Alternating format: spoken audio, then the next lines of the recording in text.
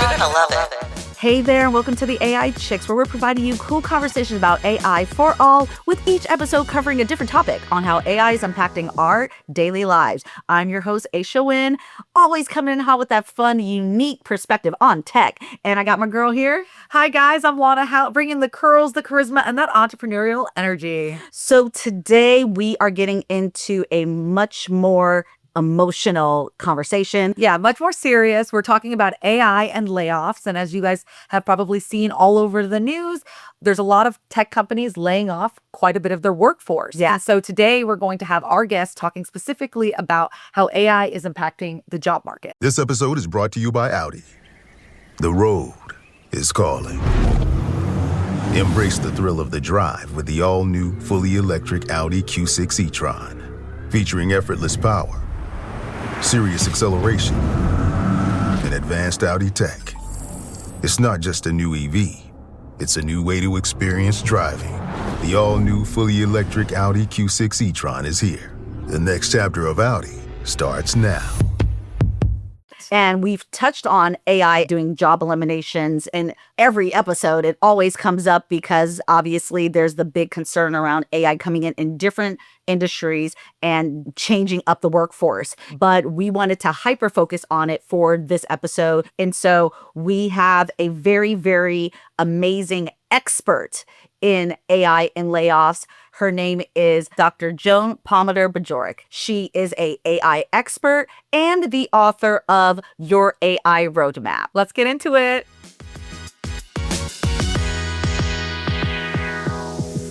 Hi, Dr. Joan. Hello. Before we get all into it, just share a little bit about yourself. Yeah, well, I'm an AI builder. I work in data infrastructures, and the topic I'm excited to talk to you about, I've been in 2 AI layoffs, which is actually quite common here in Seattle.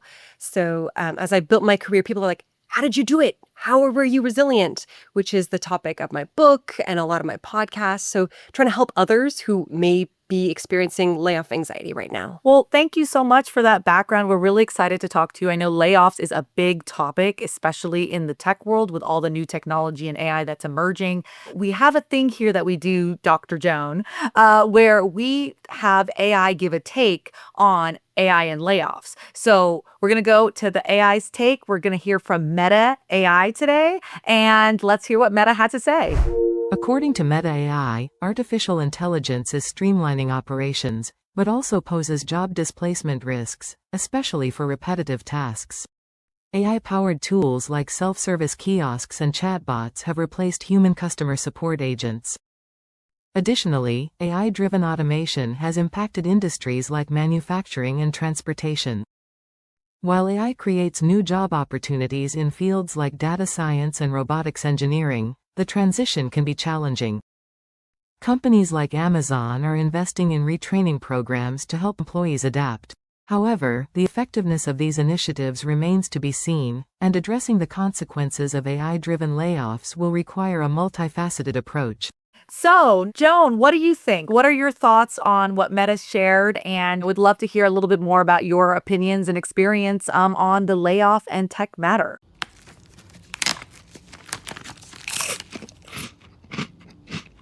Uh-oh, the last cookie. You can get a new box of cookies in as fast as an hour with Walmart Express Delivery. Are you my guilty self-conscience? No, I'm the voice offering you promo code EXPRESS for free delivery on your first order. Hey, who ate my cookies? You mean, these cookies? Order now. Welcome to your Walmart. Promotion valid for first express delivery order. $50 minimum subject to availability. Restrictions apply. Yeah, I completely agree. Teams are getting smaller. Layoffs are happening everywhere. Meta just announced a layoff. Starbucks is doing layoffs. I think what I don't see in this response from AI is citations, numbers.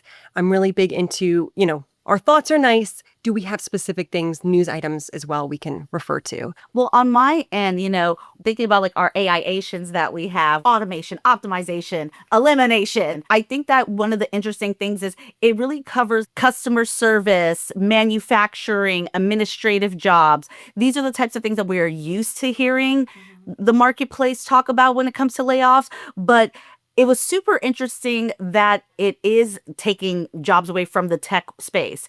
People who are working on AI are losing their jobs from AI. You just mentioned how you went through 2 AI layoffs.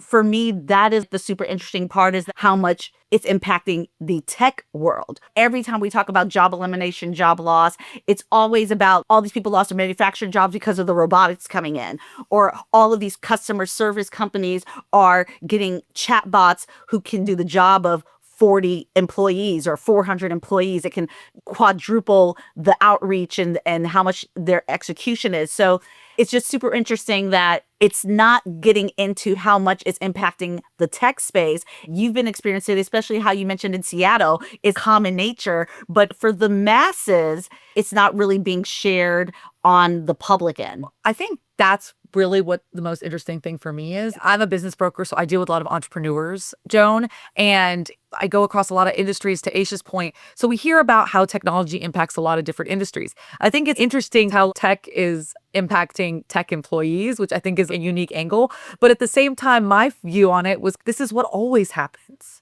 People are trying to make it seem like it's so shocking in that the tech that you built kind of took your job away from yourself. But in the history, we had horse-drawn carriages that got replaced by cars that now are getting replaced by self-driving cars. Even Uber is potentially getting replaced by self-driving cars. And so people who were driving Uber are now going to have another displacement potentially. And so it's interesting to me because I feel like it's just part of innovation. The jobs that we have today did not exist 60 years ago. Yeah. We didn't have social media managers 60 years ago. We didn't have social media 60 years ago. Yeah. So it's just an interesting part of evolution. It's not about innovation taking away jobs. It's about people adapting and changing with the developing technology. But just to chime in here, I think the biggest differentiator for me of why it is a lot more heightened is because previous tech, primarily, you still needed humans to utilize it. I think the unique factor with AI is that it can be autonomous. Yes. It can do automation. I think that's where the true concern is coming from when you look at this type of tech. Yeah, well, Joan, can you tell us a little bit about your specific experience being laid off from tech companies, but also what conversations you're really hearing within the tech community about being eliminated by tech that they worked on? At my book event recently, someone was like, has there been a 50-year period where tech careers are stable? If you look across time, we think of these 30-year jobs, or you have this idea that you're going to have a job that long. That's not the case. And I agree with you, this innovation of jobs we didn't see even 10 years ago now are being created, but then will they be eliminated after we already have models that perform really well? I think what's also maybe scary for people is like our money is connected to our employment. Our health benefits are connected to our employment. And in this type of society, if suddenly those disappear overnight, the speed of these changes, humans, employees may not be ready for.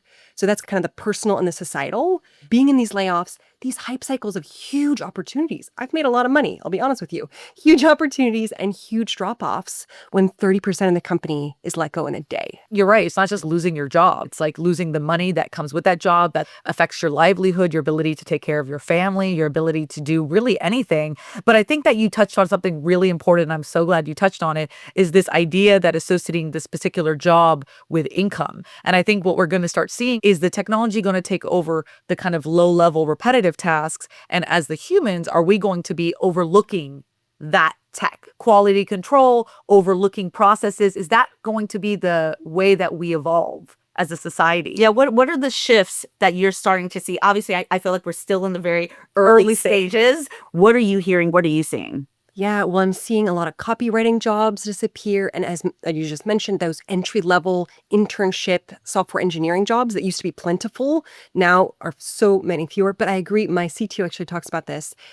Do we need as many entry-level folks? Because if we had generative code that's just there, we may need somebody to debug it. Do we need a CTO that's still checking things before we deploy them? So I still think we need a human in the loop. Fewer of them. I think a really cool study I saw from Upwork, that gig platform, we saw a decrease in marketing jobs, copywriting jobs, like 30 to 40% of listings. We saw a boom in video editing jobs, almost 40%. Still today for video editing, it's manual. It's quite manual. I have not found a tool that does it well. So I think it's those shifts of what the demand of the market is. People want a lot of video content, but TikTok, Insta, LinkedIn, you keep talking about it. Like copywriting and ChatGPT does a pretty darn good job at giving us generative copy. So I think it shifts in the market, and we'll continue to see these shifts. Well, even just in, 2025, we've been seeing a lot of reports and articles, like we mentioned earlier, of companies doing layoffs. And so I just want to give our listeners some companies that have done layoffs in just the top of this year. So obviously Amazon had a layoff. Stripe laid off 300 people. Texio laid off some employees. Meta did about a 5% staff cut. Wayfair did, I'm looking at the stats here, 730 jobs. So it was 3% of its total workforce. The list goes on and on. When people are hearing those types of stats, well, what else is there to do? Everybody can't be video editors. So, so I think that that's one of the things people have had concerns around. And so with many workers feeling blindsided by AI layoffs, what are the warning signs you think that people should start paying attention to, some general and then also some specific industries? Well, I think it's funny because I've been on the build side. Usually I'm on data and product. So we're connected to sales, but not as much. Pre-layoffs, I'd say in the quarter or two before, there was a lot of anxiety, the C-suite, big radical changes of I would get moved teams, pull her, throw her on a new thing. Like there's a lot of volatility experience. Sadly, I'll say I wasn't surprised by my layoffs, but doesn't mean I was ready. Yeah. You know what I mean? So the writing can be on the wall. And so if you do see those little raindrops that the storm is coming, how can you take care of yourself? How can you take care of your family? Like starting to put those things in place. Like an emergency fund, for example, low lift. I would start really, how can you, on that personal level, be taking care of yourself if you're one of the 3%, 5%, 30% of the company that gets laid off? I think that's such an important aspect of how you can prepare yourself, because that was kind of my point earlier. It's that technology is always changing and it's dynamic. So you as a person need to be dynamic as well. You need to be always learning new skills, learning how you can improve yourself so that no matter what happens in the marketplace, you're able to adapt with the market. Because really, I think the biggest conversation around AI is that you're not going to be replaced by AI as much as you're going to be replaced with someone who knows how to use AI. Can you take it to the next level for your specific job and industry? Traditionally, society has been conditioned to pick a lane, to have a focused thing. So when you're talking about people being dynamic, that's not what's been programmed in society historically, Absolutely. right? So it's a two-layer of, okay, yes, like Dr. Joan was saying, you need to sort of pay attention to the raindrops and the nuggets that are happening at your company or in your situation. If the C-suite's getting nervous, pay attention to that. If they start restructuring the company quite more than they normally do, start either learning it more or finding ways to be more dynamic. Like you were saying, I know of some companies, especially in entertainment, there's a lot of companies that actually, they don't like just firing people. They try to pivot the person into a different department within the company, or they offer the person courses to say, hey, do you want to do this or that? So I think it's not necessarily just black or white of AI comes in, I'm out of a job. The dynamic elements of what employees and workers need to be today, we weren't historically conditioned to do. You're right, because historically you worked one job and you were either worked at a manufacturing plant or you worked in sales or you were a doctor or you were an engineer. And that was your career. You just were that your whole career for 30 years and then you retired. And that generation is still in the workforce because that was up until like the baby boomers generation. And then it wasn't until after that and when, the internet and social media and all of that and apps came out that then people started being more multifaceted with how they hustle and their side hustles and how they made money and all that. But like there's still a big chunk of the population globally that they were conditioned and trained to pick a lane. But did you have any thoughts on this? Well, and I would agree with that. And if I could be even more didactic, when I talk to folks and they're like, yikes, I'm scared, I'm in that anxious place, I recommend kind of two approaches. One is maybe be entrepreneurial at the company, raise your hand. Hey, I want to take on that AI project. I heard there's an innovation thing. Be the person who's excited and engaged so that you might be kept kind of thing. It's time for basketball, and Uber Eats is dropping deals on game day favorites to keep you locked in on the action. Like when you're craving a buzzer beater, but also buffalo wings. Or when an upset makes you want to ugly cry into a pizza. And right now, Uber Eats has game day deals from McDonald's, Popeyes, Pizza Hut, Wendy's, and hundreds more local favorites. So you can keep your eyes on the ball and your hands on a hamburger. Order now, only on Uber Eats. Product availability varies by region. See app for details. And then the other version of, do you want to build out those income streams? Are you going to have those side hustles you could scale to protect yourself? I think both are awesome. And just thinking about pivoting yourself to be in the right place at the right time. In your book, your AI roadmap, you talk about riding the workforce wave. What could someone do if they just get laid off? They got laid off. Maybe it was technology driven. That's what seems to be in the headlines the most these days. What do you think people should do the minute they get laid off to really help set themselves up for the next chapter in their career? If you got laid off today, tomorrow, I recommend number one, mental and physical health being like your top priority. I see people who it tanks, and that does not set you up well for the next things. Move your body, talk to your people, eat your vegetables, kind of basics. I'm not that kind of doctor, but finances, your emergency fund, knowing your financial house, getting that in order, and then the personal brand networking flywheel if you're looking for another job right away. It's interesting how all of that is so non-AI in tech. It's all about IRL and doubling down on that to have you healthy and prepared and mentally stable for the next stage of your career and your next steps.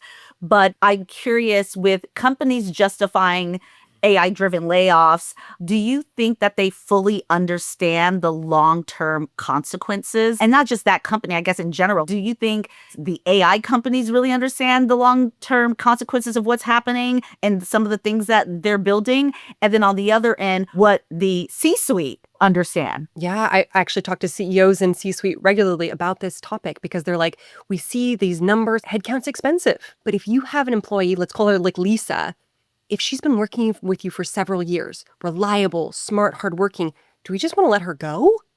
Wouldn't we be smart to keep her, retain her, upskill her, have her around another 5-10 years or more? I really think a strategic thing would be that upskilling. And I actually teach courses at Pluralsight that help people learn new technical skills, which I wish I'd had these courses back in the day, to be honest with you. So there are huge opportunities for companies to have a little bit longer term view because good quality employees make good companies. Truly, I believe. So I think trying to keep that longer term perspective, it's hard though. In these quarter to quarter layoffs, revenue numbers, it can be volatile. So really thinking that long approach would be helpful. The one thing I would really be curious to hear about what your opinion is a lot of the times they're laying off people because they feel like the technology can do an equal or better job. In your experience with the companies that you've worked with and what you've seen once they've done layoffs, do you feel like they're able to operate more successfully without those employees? Is there some loss of efficiency, even though they're gaining some cost benefits of losing those employees? Is it as amazing as it sounds? Yeah, we'll just get this AI to handle everything for us, and then we'll just sit back and let the money roll in. Is it really that way all the times? Or are there certain things that you've seen that they kind of miss the mark in some situations? Yeah, I've seen it both ways, especially for customer service. Wow, we really could do that with 400 bots instead of humans. But I've seen it on the other side, there's this marketing agency that I've heard about where they thought they're going to have their worst year ever, right? Generative AI takes the images, the copy, but the quality was garbage, literally. And so they actually brought on people back because the needs of their customers were polished, excellent content for those brands. And they actually have had the best year last year fiscally that they've ever had. And that goes to human creativity. Yes, it can help you, but I'm sure those creatives are probably more fast in creating the product. They're able to use the AI tools to actually help them out. Because at the end of the day, the technology only knows whatever it's been given. It's not necessarily going to be coming in with some new ideas all the time, or that those new ideas might not be as relevant to the audiences that those clients were looking for. Exactly. So you successfully reinvented yourself after an AI layoff. We're all saying, it's here to stay. The next wave of jobs and careers are going to be most likely humans incorporating AI, humans using AI. What is your advice and the type of skill sets that people need to learn and take away from this conversation? Yeah, it's hard to make a pan recommendation because I think it really depends on the industry. And so one of the recommendations I make is, let's say you're in finances, go to Perplexity, go to ChatGPT, and hey, what are the top 5 tools in my field that are really moving the needle that I need to upskill in? Or I could, have on my resume day one.